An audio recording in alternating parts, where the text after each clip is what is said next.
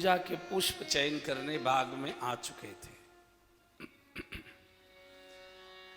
और सुनैना माँ की आज्ञा से श्री किशोरी जी भी गौरी पूजन के लिए बाग में आई थी। बहुत ही मार्मिक और बड़ा तात्विक प्रसंग था। कल मैंने इसकी विस्तार से व्याख्या की थी। दोनों की आयु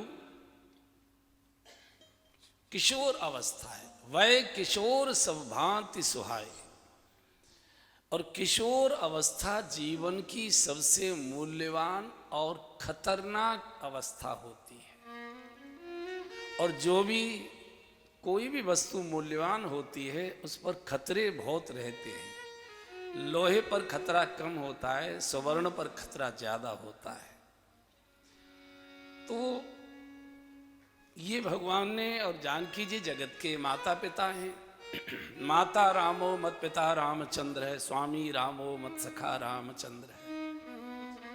तो दोनों ने चरित्र करके दिखाया है कि जब किशोर अवस्था आए तो हर गृहस्थी को अपना बेटा, अपनी बिटिया, बेटे को गुरु के चरणों की ओर और बिटिया को गौरी के चरणों की ओर, गौरी के पूजन की ओर।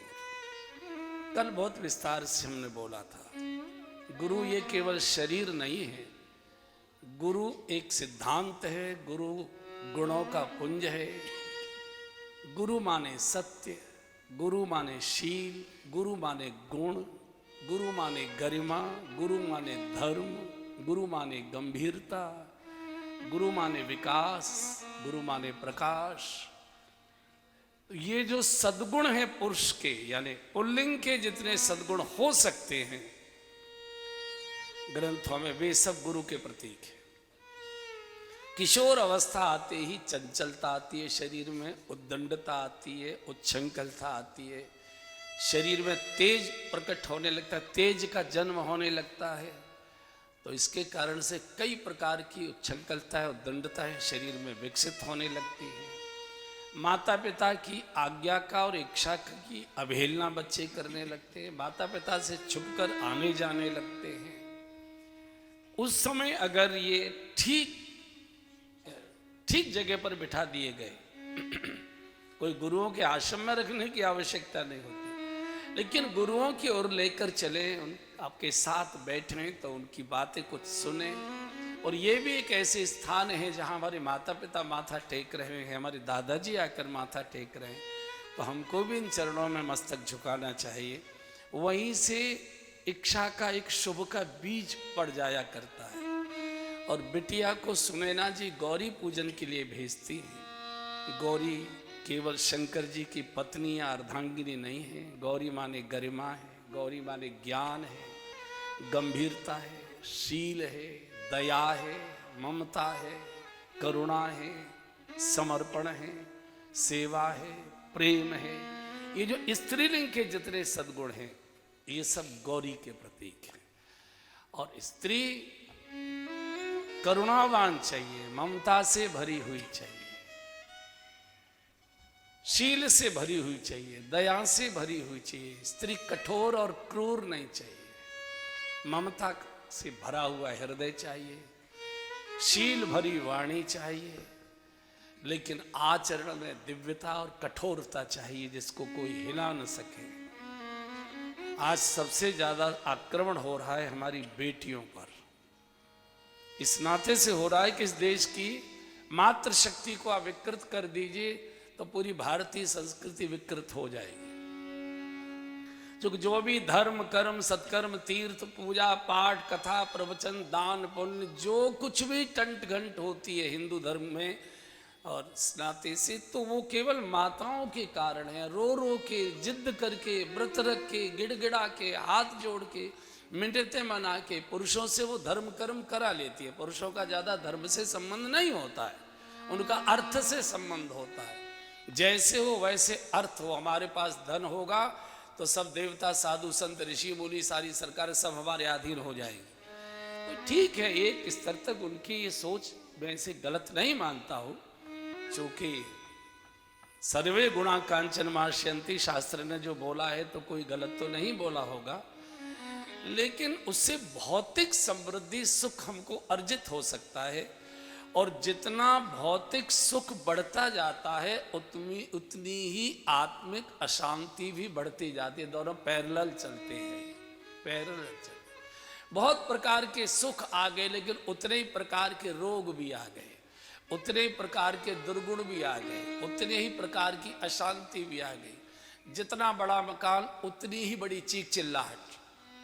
झोपड़ी में शायद कम होगी, महलों में शायद ज्यादा होगी।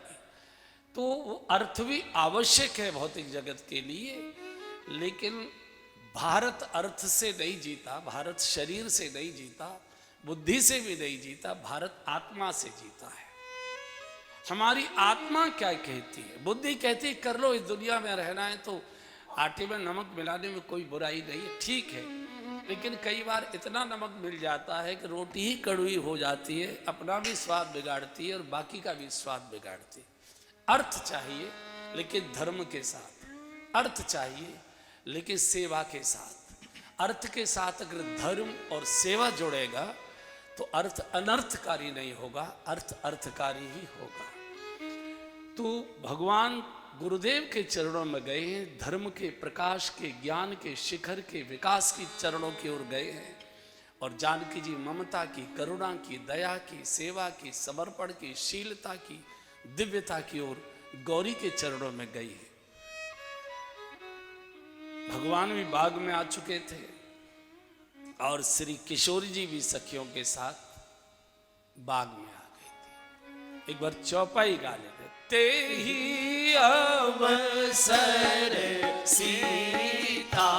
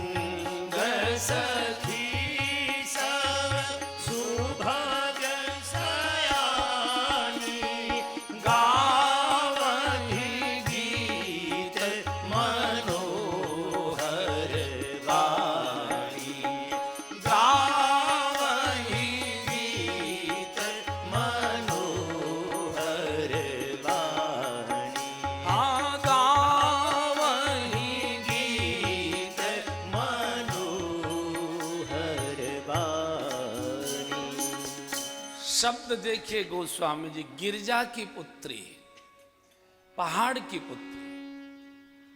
पहाड़ जड़ता को भी कहते हैं और पहाड़ स्थिरता को भी कहते हैं, पहाड़ विकास को भी कहते हैं। और पहाड़ का एक गुण है, पहाड़ जितना ऊपर होता है उतना ही धरती में भी हुआ करता है, तभी वो स्थिर रहता है। और आप देखेंगे उत्तराखंड में जन्म हुआ है उनका, गिरजा जो है उत्तराखंड में जन्मी है। तो पहाड़ ऊपर की ओर चलता है, शिखर की ओर जाता है और शीतल भी रहता है। और छोटे मोटे झंझावात आते हैं उनको तो खैर वो उका ही देता है, बहुत बड़े बड़े भी आते हैं उनमें से भी थोड़ी बहुत शिलाएं लुढ़कती हैं, बाकी वो स्थिर ही रहता है। ऐसा चरित्र चाहिए जो किसी प्रकार की उतल पुतल में अस्थिर न हो जाए, स्थिर रहे। और माताओं का स्वभाव इतना शीतल शीलवान चाहिए, माँ के आंसुओं में वज्र को गलाने की ताकत होती है। बहुत सी चीजें जो बोलकर नहीं करा सकती वो आंसुओं से करवा लेती है। बिगड़े हुए पुरुष को वो आंसुओं से सुधार लेती है। तो माँ के पास से आंसुओं की एक धरोहर है। पुरुष नहीं रोता, मौत में भी नहीं रोता है।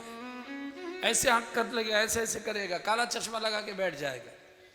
आजकल जो पुरुष चित्त माताएं हैं, और ये मैंने कहा ये षड्यंत्र हो रहा है, हमारी माताओं को स्त्रीण के जगह पुरुष जैसा बनाया जा रहा है। केश वेश भाषा में देखते हम लोग निकलते तो हैं, सड़कों से निकलते हैं तो एक दूसरे से बेटियां बातें भी करते, अरे यार कहाँ बड़ी देर हो गई, मम्मी ने आने ही नहीं दिया।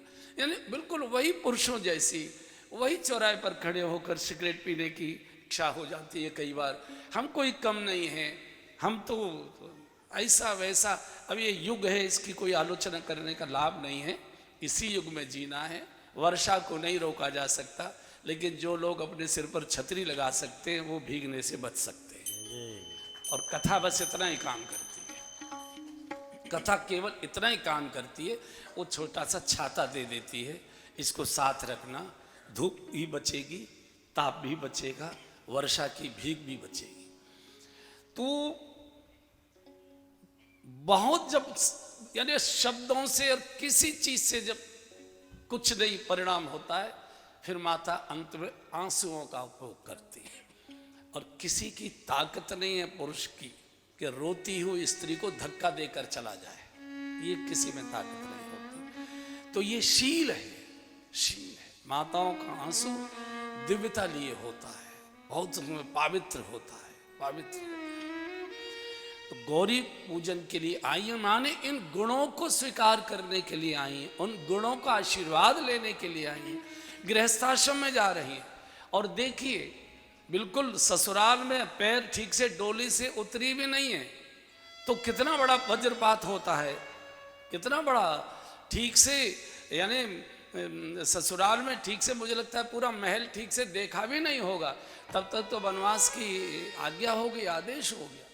और वनवास काल में भी कितने कितने झंझट, रावण जैसा लंकाधिपति आता है मंदोदरी आदि सब रानियों को लेकर, वो कहता है मैं सब इनको तुम्हारी दासी बनाने आया हूँ, स्वीकार करो, एक बार बिलोक मम ओरा, एक बार मेरी ओर तुम दृष्टि डालो, ये सुवर्ण की लंका त्रिलोकी का साम्राज्य तुम्हारे चरणों में है। अगर जानकी जी गिरजा की पुत्री न होती, धरती की पुत्री न होती, गिरजा माँ का बिटिया का आशीर्वाद न लिया होता, और धरती भी धैर्य धारण करती है, धरती जब अधीर हो जाती है तब संकट होता है। तो धरती की बेटी है, विदेह की गोद में खेली है, सुनैना के दूध से पली है। सुनैना माने जिसके नेत्र सू हैं, वासना शरीर के अंगों में नहीं होती, वासना आंखों में होती है, वासना आंखों से प्रवेश करती है। आंख कोई चीज देखती है, आंखों में प्रवेश हुआ, मन ललचाता है, बुद्धि कहती है तुम्हारे लिए बनी है, करो उपयोग, और शरीर का अंग हाथ पैर आगे बढ़ जाते हैं और घटना घट जाया करती है। तो आंखें बहुत पवित्र, सुनैना कुनैना नहीं, क्रोध और करुणा, प्रेम और घृणा ये वाणी में नहीं होती, आंखों में होती है। आंखें देखकर व्यक्ति देख लेता है कि प्रेम से देख रहा है, कि क्रोध से देख रहा है, कि घृणा से देख रहा है, कि करुणा से देख रहा है। छोटे बच्चे भी आंखों से पहचान लेते हैं कि हमारी ओर ये जो देख रहे मुस्कुरा रहे हैं प्रेम से है कि क्रोध से है। तो इस सुनैना का दूध इसने पिया है, विदेह की गोद में ये खेली है, धरती से स्थिरता से ये धर्म से ये प्रकट हुई है सामान्य में। फिर भी सारे सब जगत को, माताओं को, बेटियाओं को, बहनों को संदेश देने के लिए, लीक खड़ी करने के लिए गिरजा के चरणों में आती है। गिरजा पूजन जनन पठाई, गिरजा का मैंने बता दिया, सारे स्त्रीलिंग के जितने भी सद्गुण हैं वो सब गिरजा के प्रतीक हैं, आ गई। इसी बाग में भक्ति और भगवान का मिलन होना है, और बिना बाग में जाए न भक्ति मिलती है न भगवान मिलते हैं। भगवान को भी भक्ति मिली तो बाग में आए थे, और भक्ति को भी भगवान मिले तो बाग में ही आए हैं। बिना बाग में जाए न भक्ति मिलती है न भगवान मिलते हैं। जब भगवान और भक्ति को भी बिना बाग में आए, दोनों का एक दूसरे का मिलन नहीं हुआ, तो बंधुओं हमको भी भगवान भी अगर मिलेंगी और भक्ति भी मिलेगी तो बाग में ही मिलेगी, अन्यत्र कहीं नहीं मिलेगी। ये बाग क्या है? संत सभा चहुदिश अमर आई, ये जो संतों का समाज है, संतों के चरण है, ये जो सत्संग है, संतों का समाज, संत है, बिना संतों के चरणों में जाए, बिना सत्संग में जाए, न भक्ति के बीज उगते हैं, न भगवान के दर्शन की आकांक्षा के बीज उगते हैं। जाना पड़ेगा सत्संग में। चैतन्य महाप्रभु ने गले में ढोल लटका कर, पीट पीट के सारे देश में नाच नाच कर और रो कर घोषणा की है, साधु संग सर्वशास्त्र कहे, लवमात्र साधु संग सर्वसिद्ध। ये जो सत्संग है यही बाग है, और कोई बाग नहीं। कैसा भी आदमी होगा, रूखा सूखा कैसा भी होगा, किसी खिले हुए फलों से लदे हुए सुंदर हरे भरे बाग में जाता है, अरे वाह, आहा क्या आनंद आ गया यार, बैठो यहाँ थोड़ी देर, कितना सुंदर बाग है। ऐसे ही सत्संग है। कैसा भी व्यक्ति सत्संग में आएगा, खोचड़ी वाला भी आएगा, श्रद्धालु भी आएगा, सभी प्रकार के सत्संग में लोग आते हैं। लेकिन जो भी आता है कुछ न कुछ, अरे वाह, बाकी तो सब गोपोड़बाजी थी, लेकिन ये गीत बहुत अच्छा सुनने को मिल गया, या कुछ भी, कोई ये बात ठीक उन्होंने कही, कुछ न कुछ लेकर ही आएगा। और इसलिए हमारे आचार्यों ने कह दिया, भगवान से अगर मिलन की इच्छा रखते हो तो जाओ सत्संग में। राम जी से मिलने का सत्संग ही बहाना है, राम जी से मिलने का सत्संग ही बहाना है। बाहर वाले क्या जाने, ये बाहर वाले क्या जाने, हमारा रिश्ता पुराना है। बाहर वाले क्या जाने, हमारा रिश्ता पुराना है। राम जी से मिलने का सत्संग ही बहाना है। राम जी से मिलने का। अरे तीर्थों में ढूंढा तुम्हें, मंदिर में न पाया है। अरे तीर्थों में ढूंढा तुम्हें, मंदिर में न पाया है। इस कथा के मंडप में, इस कथा के मंडप में, मेरे राम का ठिकाना है। कथा के मंडप में, मेरे राम का ठिकाना है। राम जी से मिलने का सत्संग ही बहाना है। राम जी से मिलने का बस यही ठिकाना है।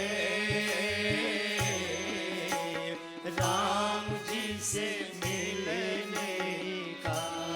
ये कथा मंडप विश्वविद्यालय है, भगवान को प्राप्त करने की है डिग्री दी जाती है, शिक्षा दी जाती है, या मार्ग दिया जाता है। बिना मार्ग, अरे हम लोग कहीं भी जाते हैं तो किसी किसी से पूछते, भैया वहां जाना, जरा रास्ता बताना। भगवान से मिलन का रास्ता ये सत्संग की ओर होकर जाता है। सत्संग में आ गए। अच्छा, सत्संग में तो बहुत लोग आते हैं, सारी जिंदगी निकाल देते। कई माताएं ऐसी होती है जो शादी हो के आई तब से सत्संग में आने लगी, और बूढ़ी हो गई सत्संग में, और इतने बीज लुका दिए खरबूजे की पूरी एक बोरी भर गई, लेकिन भगवान तो नहीं मिले। भगवान तो नहीं मिले। सत्संग में बहुत लोग आते। तो जानकी जी ने 3 काम किए हैं, और 3 काम सबको करने पड़ेंगे। जब तक 3 काम पूरे नहीं होंगे भगवान से मिलन नहीं होगा। पहला काम, सत्संग में आई, बाग में आई। दूसरा काम, बाग के बीच में एक सरोवर था, उसमें स्नान किया। बाग में जाना, फिर सरोवर में स्नान करना। बाग में जाना माने संतों के निकट जाना, संतों के पास जाना, संतों की ओर जाना। और फिर सरोवर में स्नान करना माने किसी संत के हृदय में डूब जाना। संत हृदय जस निर्मल बारी। हमारा संतों से मिलना जुलना तो होता है, लेकिन न तो संत हमारे अंदर प्रवेश कर पाते हैं और न हम संत के हृदय में प्रवेश कर पाते। बाहर बाहर सबसे मिलते जुलते, कुंभ में हजारों लाखों संतों का दर्शन करते हैं, मिलते हैं, जुलते हैं। तो जैसे सत्संग माने लड़का लड़की वालों ने एक दूसरे को देख लिया, लड़की पसंद आ गई, लड़की वालों को लड़का पसंद आ गया, ये तो हो गया सत्संग। लेकिन फिर वो गांठ बांधकर फेरे भी डाले जाते हैं। केवल देखने से काम नहीं चलता, तो फिर वो शर्तें पूरी होती हैं, लेन की, देन की, वगैरह वगैरह। हम सब गृहस्थ के लोग बैठे, शादी की सारी बहुत सारी शर्तें होती हैं। अजी हमें कुछ नहीं चाहिए, और बस लड़का लड़की को पसंद कर ले, लड़की लड़के से राजी हो जाए, हमें कुछ नहीं चाहिए। और जो ये कहते हैं कुछ नहीं चाहिए, उनके भीतर बहुत डिमांड होती है, बहुत पूरा। अच्छा, कहते उन्हीं से हैं जिन पर बहुत होता है कि हमें कुछ नहीं चाहिए, आपको जो देना अपनी लड़की के लिए दे दीजिए। तो ये दूसरी क्रिया है, सत्संग में जाना, संतों के पास जाना। बहुत लोग संतों के पास आते जाते हैं खूब, लेकिन संत के हृदय में प्रवेश पाना अपनी सेवा से, अपने सौम्य मधुर व्यवहार से, अपने शुद्ध आचरण से, अपने आत्मिक समर्पण से माथा तो टिक जाता है कई बार, लेकिन मन नहीं टिकता है, बुद्धि नहीं टिकती है। बुद्धि कहती है कि नहीं, पता नहीं ये कैसे है। क्रिया में सिर झुकता तो दिखाई देता है, लेकिन भीतर का जो मस्तक है वो अकड़ा दिखाई देता है। आजकल साधुओं के बारे में सब ऊपर से तो अच्छे ही लगते, भीतर पता नहीं कैसे। तो ये शंका हमको डूबने नहीं देती। संतों के जीवन में, संतों के अंदर हमको डूबने नहीं देती है। ठोक बजा के देख लो। और कई लोग कहते भी हैं कि पता नहीं किसने लिख दिया है, मुझे मालूम नहीं कौन महापुरुष पैदा हुए हैं जिन्होंने लिखा है कि पानी पीना छान कर और गुरु बनाना जान कर। ये पता नहीं किसने, पानी को तो छान कर पियो मैंने माना, गुरु को कैसे? कौन सा आपके पास थर्मामीटर है जिससे आप गुरु की गुरुता नाप सकते हैं? तो ये तो जब आप गुरु को जिएंगे, गुरु को जानेंगे नहीं, पहले गुरु को जिएंगे, तब आप जान पाएंगे कि हम गलत जिए हैं कि ठीक जिए हैं। तो अपने आचरण से, व्यवहार से किसी गुरु के हृदय में प्रवेश कर जाना। हमारे हृदय में किसी संत पुरुष का स्थान है, ये साधारण भाव है। किसी संत के हृदय में हम बैठ चुके हैं, ये भाव की पराकाष्ठा है।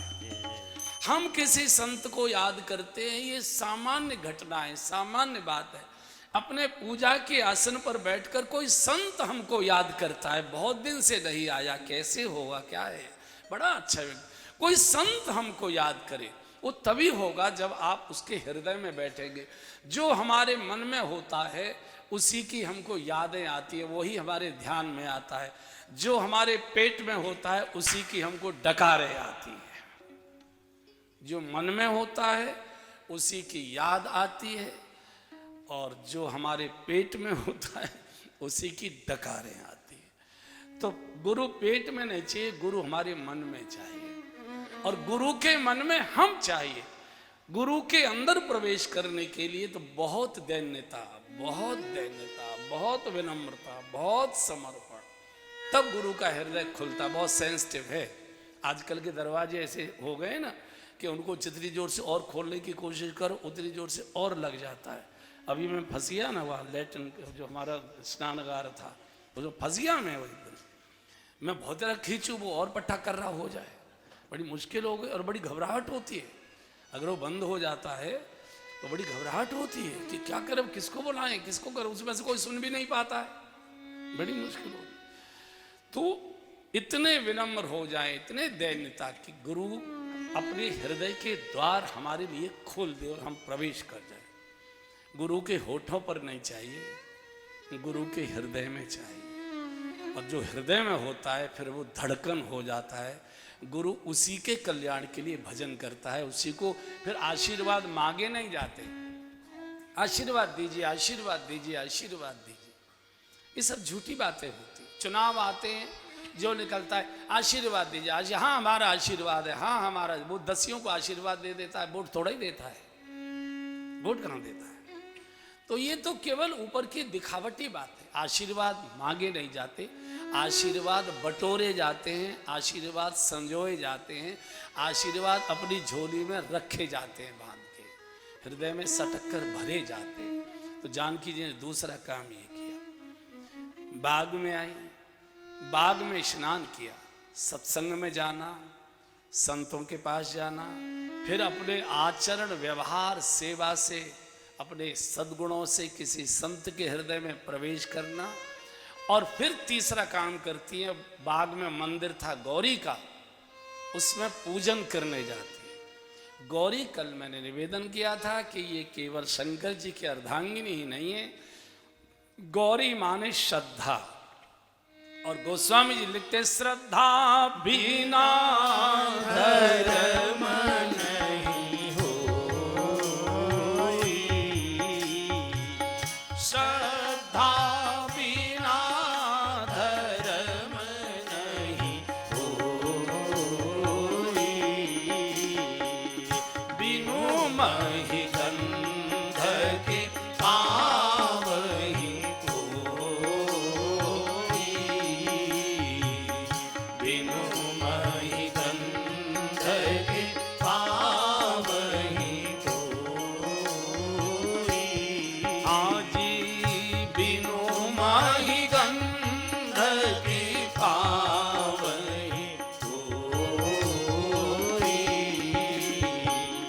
बिनु महि गंध के पावहि कोई। श्रद्धा कहते हृदय की अतिशय विनम्रता को। श्रद्धा का स्वरूप होता है झुका हुआ सिर, टिका हुआ माथा, डबडबाती आंखें, जुड़े हुए हाथ और टिके हुए घुटने, इसको कहते हैं श्रद्धा। श्रद्धा कहते हैं शुभ की प्यास को, शुभ की भूख को। जितना मुझे माता पिता की सेवा करनी चाहिए उतना मैं नहीं कर पा रहा हूँ, और कैसे करूँ, और कैसे करूँ, और कैसे करूँ, ये श्रद्धा है। मेरी जैसी स्थिति है, परमात्मा ने जैसी मेरे ऊपर कृपा की है, मेरी इतनी स्थिति हैसियत नहीं थी, उससे ज़्यादा प्रभु ने मुझे दिया है। मैं शुभ कार्य में और कैसे दान ज़्यादा करूं, और कैसे ज़्यादा करूं, और कैसे ज़्यादा करूं, और कैसे ज़्यादा करूं। ये जो शुभ की और की प्यास है, भूख है, ये श्रद्धा है। जितना मुझे भजन पाठ करना चाहिए उतना मैं नहीं कर पा रहा हूँ, और करूँ, और करूँ, और करूँ, और कैसे बढ़ाऊँ, ये भूख, ये प्यास ही श्रद्धा है। जितना गुरुदेव के चरणों में मुझे बैठना चाहिए मैं नहीं बैठ पा रहा हूँ। 2-2 कौड़ी के भ्रष्ट अधिकारियों के पास घंटों गिड़गिड़ाता दरवाजे के बाहर बैठा रहता हूँ, घंटी बजे और हमको अंदर जाने का अवसर मिले, और अपने गुरु के पास में सालों साल नहीं जा पा रहा हूँ। कैसे बैठूं, कैसे बैठूं, और बैठूं, और बैठूं, शीश हमेशा यही टिका रहे। ये और की जो भूख है यही श्रद्धा है। इसके बिना धर्म की सुगंध नहीं आती। श्रद्धा बिना धर्म नहीं होई, बिनु महि गंध के पावहि कोई। तो जानकी जी ने श्रद्धा का पूजन किया, स्नान हुआ है, सारे पक्षी एकदम कीर्तन करने लगे। अरे मोर तो वहां नाच रहा था, और मोर ने तो नाचते नाचते सारे पंख ही एकदम गिरा दिए, सारे पंख ही गिरा दिए। लक्ष्मण जी ने एक छोटा सा पंख उठाया और भगवान की उसमें लगा दिया, केश जो थे प्रभु के उसमें लगा दे। भगवान बोले क्या वो करता है? बोले नहीं, अब पुजारी आने वाले हैं, मूर्ति का श्रृंगार करने दो। जो मालूम था जानकी जब दर्शन करें। मोर से किसी ने पूछा क्यों भाई, एक बात बता, जब से सारे इतने बड़े बड़े सुंदर पक्षी हैं, लेकिन सब तुमको मोर मोर क्यों कहते हैं? जबकि तेरे अंदर तो मोर माने मेरा, मोर माने मेरा।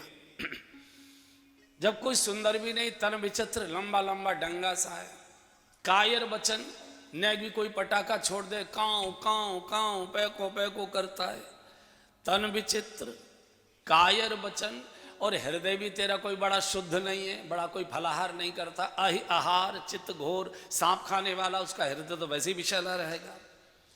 तन विचित्र, कायर वचन, आहार चित्त घोर, ये सब होने के बाद भी सारी दुनिया तुझे मोर मोर करके क्यों पुकारती है? ये मेरा है, ये मेरा है, ये मेरा है।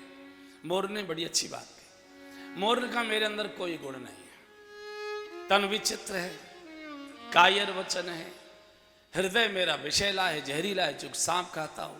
लेकिन जब ते हर भय पक्षधर तब ते कहें सब मोर। भगवान ने जब मेरा पक्ष अपने शीश पर धारण कर लिया, तब से मेरा ही मेरा कहते। और जब तक पक्ष से जुड़े रहोगे, तब तक ईश्वर आपको शीश पर नहीं धारण करेगा। मोर पंख छोड़कर निष्पक्ष हो। पक्ष माने, पक्ष जानते हैं, हम उसके पक्ष के हैं कि हम उसके पक्ष के हैं।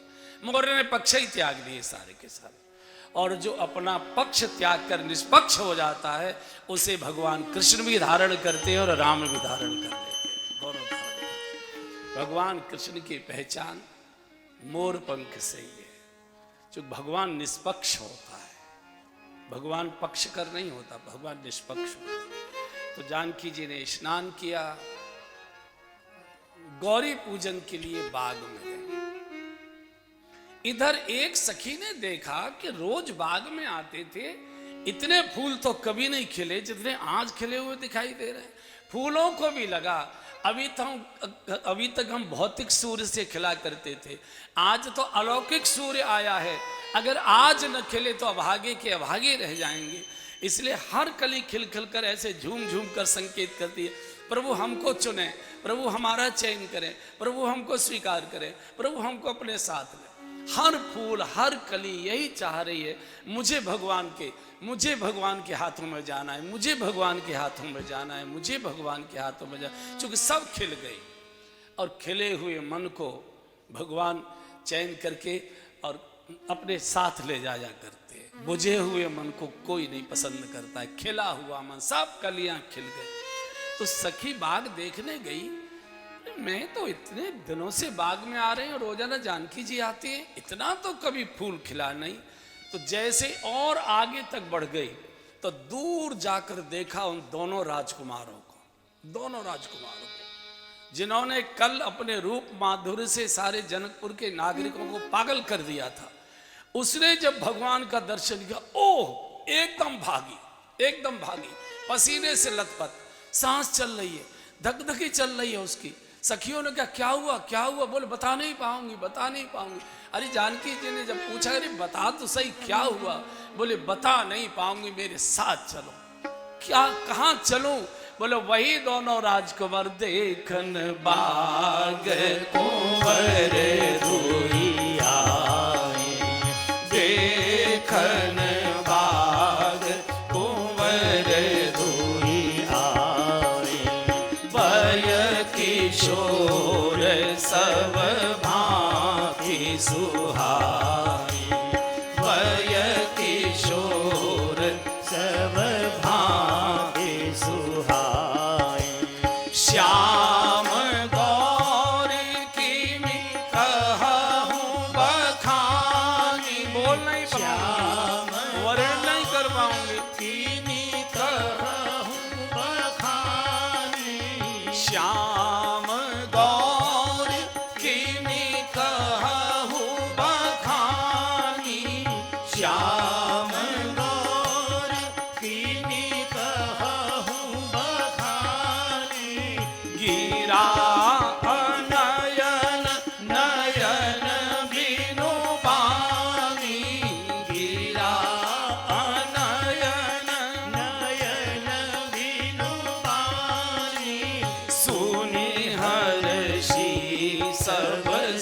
सखी सयानी, सुने हर्षी सब सखी सयानी, सुने हर्षी सब सखी सयानी, सुने हर्षी सब सखी सयानी, सियहिय अति उत्कंठा जानी, सियहिय अति उत्कंठा जानी, आदि जिन द्विज रूप मोहिनी दारी, जिन निज रूप मोहनी डारी, कीन्हे स्वबस नगर नर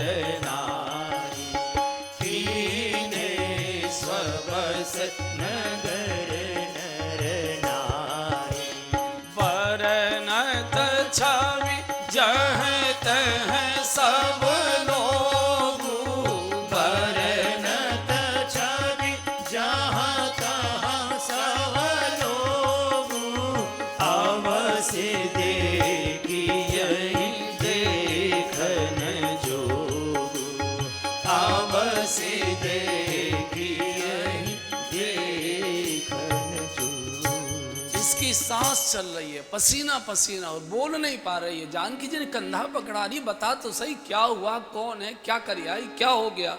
बोले बता नहीं पाऊंगी, गिरा अनयन नयन बिनु बानी, उनका वर्णन वाणी नहीं कर पाएगी, मुख बोल नहीं पाएगा, जिह्वा बोल नहीं पाएगी, बुद्धि समझ नहीं पाएगी, तुमको जाके दर्शन ही करना। अरे कौन है? बोले वही दोनों राजकुमार, जिन निज रूप मोहिनी डारी, जिन्होंने जनकपुर के नागरिकों को अपने मोहनी स्वरूप से पागल कर दिया। इस समय वही दोनों राजकुमार बाग में हैं। और जैसे ही वर्णन किया भगवान के स्वरूप का, जानकी जी के हृदय में राम दर्शन की उत्कंठा पैदा हो गई। सिय ही अति उत्कंठा जागी। और कथा का यही अर्थ है। कथा ये भगवत दर्शन का मूल सूत्र इसलिए कहते हैं कि कथा सुनते सुनते हमारे मन में ये लालसा, ये उत्कंठा पैदा हो जाती है कि चलो हम भी ये भगवान का भजन करें, मानस का पाठ करें, शायद हमको स्वप्न में झांकी हो जाए। कथा भक्त के हृदय में, व्यक्ति के हृदय में राम दर्शन की लालसा पैदा करा देती है। और जब लालसा जग जाती है तो लाल जी कोई न कोई रास्ता भी निकाल देते हैं, बोले इधर आ जा। ऐसे चाट खाने की लालसा है तो आप ठेली तक पहुंच जाते हो, लालसा नहीं है तो आपके टेबल पर भी रख दो, नहीं नहीं बिल्कुल नहीं बोल रहे, अभी खा के आए कुछ नहीं। तो कथा भगवत दर्शन की लालसा पैदा करती है। लालसा को वैसे खराब भी बताते हैं, लेकिन संसार के दर्शन की लालसा कई बार पतन करती है, और भगवत दर्शन की, संत दर्शन की लालसा कई बार जीवन का उत्थान कर देती है, ऊपर की ओर ले जाया करती है। तो उत्कंठा पैदा हो गई, चल चल, अरे ये गौरी का पूजन तो बाद में कर लें, देवी कहीं जा नहीं रही है, असली देवता का दर्शन कर, अगर बाग से चला गया तो हाथ ही मलते रह जाएंगे, फिर पछताए हो तो क्या जब चिड़िया चुक गई खेत। जल्दी। और हम लोग शुभ को कल पर टालने के अभ्यासी हो गए हैं, अशुभ को तत्काल, शुभ को कल पर टालें। कुछ भी शुभ करना होगा, अरे उम्र बढ़ी है कल कर लेंगे, आज थोड़े टाइट है। कुछ भी करना होगा, गाली गलौज करनी होगी, फट से बकवास कर देंगे। और किसी को क्षमा करने की बात है कि जरा नाक रगड़ने दे दो, कौन जल्दी पड़ी है, थोड़े देख लेंगे। रिश्वत लेनी होगी, फट से नोट पकड़ लेंगे। दान करने की बात है कि ये महीना थोड़ा टाइट है, अगली बार देखें। और वो कल कभी आता नहीं। जो कल करना सो आज कर ले, जो कल करना सो आज कर ले, जो आज करना सो अब कर ले, जो आज करना सो अब कर ले। जब चिड़ियों ने चुग खेत लिया, फिर पछताए क्या होवत है। जब चिड़ियों ने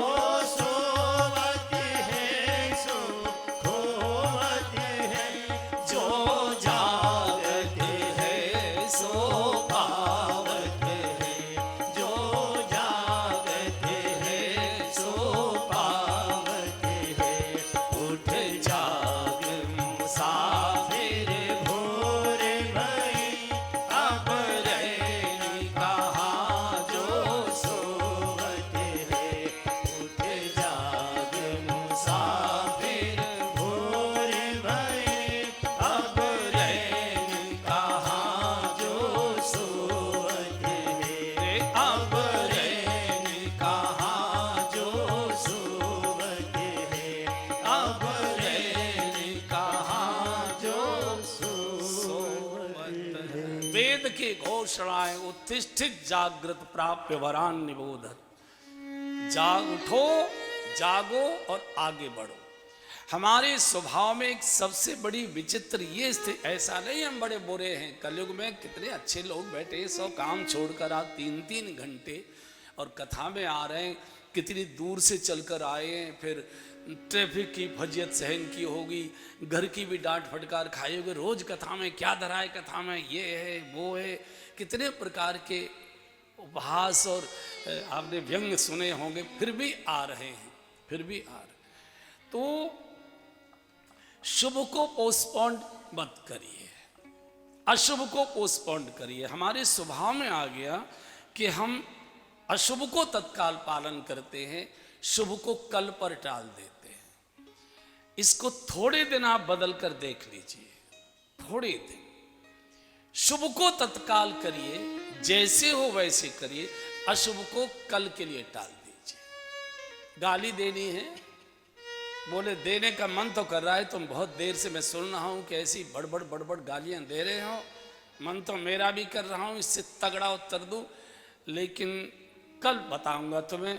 मेरे कौशल जी महाराज ने मना कर दिया था कि गाली कल पर टालना, तो वो 4 गाली मुझे भी दे देगा, तुझे भी देखेंगे, तेरे कौशल जी को भी देखें, उसके बाप को भी देख लेंगे, वो वहां तक चला जाएगा। लेकिन फिर भी बिल्कुल विचलित मत होइए, फिर भी विचलित मत, कल देंगे। जो कुछ अशुभ काम कल करेंगे। मित्रों ने पकड़ लिया, यार इतना तो ये घूंट तो लेना ही पड़ेगा, जरूर लूंगा, कल लूंगा, आज मेरा व्रत है, झूठ बोल दो, सत्य की रक्षा के लिए झूठ बोल दीजिए, कोई दिक्कत नहीं। सत्य की रक्षा येन केन प्रकारेण, सत्य की और शुभ की रक्षा येन केन प्रकारेण होनी चाहिए। अशुभ को कल पर डालिए, शुभ को तत्काल के। जीवन में कभी भी अशुभ आएगा ही नहीं, जो कल कभी आता नहीं, कल नहीं आता, कल काल बनकर आता है, कल नहीं आता। रावण कम होशियार नहीं था, रावण बहुत बुद्धिमान था। वेद पढ़े विद सम्भ सभीत, पुजावन रावण के घर आवे। हमने तो वेद देखे भी नहीं होंगे, कभी कभी बड़े लोगों को कुछ संस्थाएं भेंट कर देती हैं तो अलमारी की शोभा बढ़ाते हैं, कभी खोलकर भी नहीं देखा है कि वेद क्या होते हैं। रावण को वेद पाठ कराने के लिए रावण के आंगन में बैठकर ब्रह्मा जी ब्रह्मलोक से आया करते थे। वेद पढ़े विद, और शंकर जी, हमको तो केवल भगवान की पिंडी को ही अभिषेक करने का अवसर मिलता है। शंकर जी सशरीर कैलाश से चलकर लंका आते थे, इसके आंगन में बैठते थे। रावण फिर रुद्राभिषेक करता था, अभिषेक करता था, दूध चढ़ाता था, गंगाजल चढ़ाता था। वेद पढ़े विद शंभु सभीत, पूजावन रावण के घर आवे। और जिस दिन ब्रह्मा जी कहते थे कि आज नहीं आ पाऊंगा, फटकार था, आता है बुढ़े के नहीं, सभीत शब्द लिखा है, डर के मारे। तो रावण कम विद्वान नहीं था, बहुत विद्वान था, लेकिन हर शुभ को कल पर टालता था, हर शुभ। रोज उसे समझाया जाता था, रावण पर स्त्री को घर में रखना ठीक नहीं है, वापस करो, वापस करो। अच्छा वापस कर दूं? हाँ ऐसा करते, आज की रात और मना के देख लूं, आज अगर नहीं मानेगी कल वापस कर। और कल कल करते रावण का काल आ गया, कल नहीं आया। चूंकि वो अशुभ को तत्काल करता है, शुभ को कल पर टालता है। लगभग लगभग हम लोग उसी श्रेणी के। भजन आज तो टाइम नहीं है, जरा जल्दी जाना है ऑफिस, कल करें, और वो कल नहीं आता। कल रात मच्छरों ने नहीं सोने दिया, फिर अगला कल बोले पड़ोस में शादी था, रात भर धूम धनाका रहा है, क्या बताए, चलो ये भी निकल। फिर कल अरे बोले देवी जागरण वालों ने नाक में दम कर दिया पूरी रात। कहां आता है कल? तो जो कल करना सो आज कर ले, जो कल करना सो आज कर ले, जो आज करना सो अब कर ले, जो आज करना सो अब कर ले। जब चिड़ियों ने चुग खेत लिया, फिर पछताए का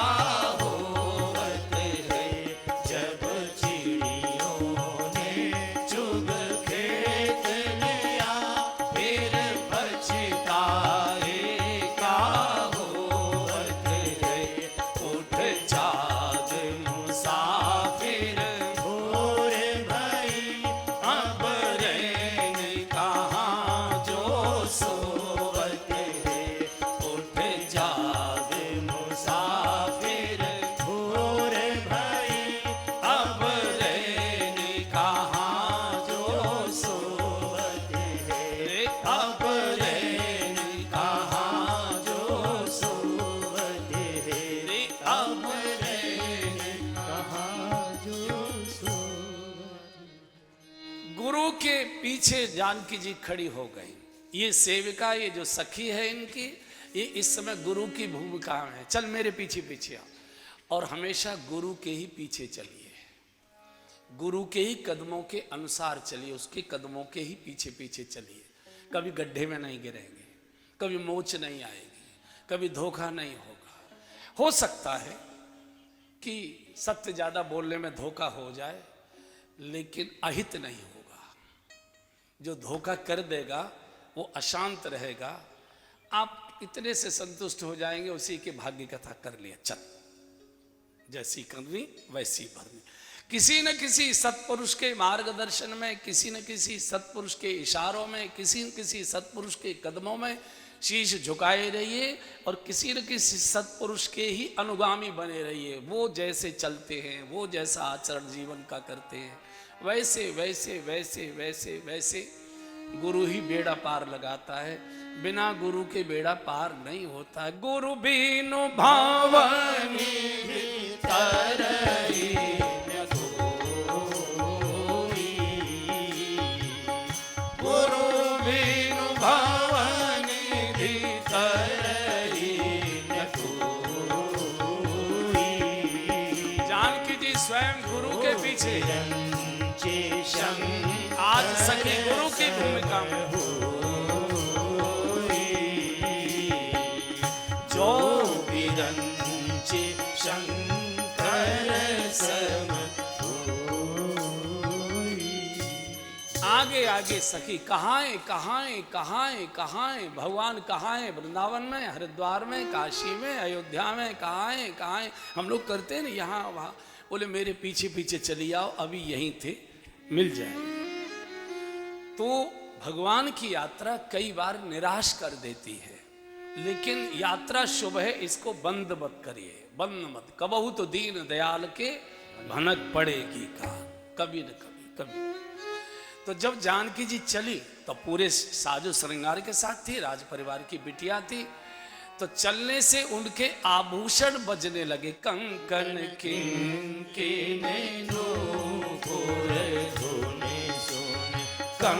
बहुत श्रृंगारिक प्रसंग सब गाइए। कहत लखन सीन राम हृदय गुण, कहत लखन सन राम हृदय गुण। मानहु मदन दुंदुभि दीनी, मानहु मदन दुंदुभि दीनी, मानहु मदन दुंदुभि दीनी, मानहु मदन दुंदुभि दीनी। मनसा विश्व विजय कह कीनी, मनसा विश्व विजय कह कीनी। भये बिलोचन चारु अचंचल, भये बिलोचन चारु अचंचल। मनहु सकुच निमित जे दिगंचल, मनहु सकुच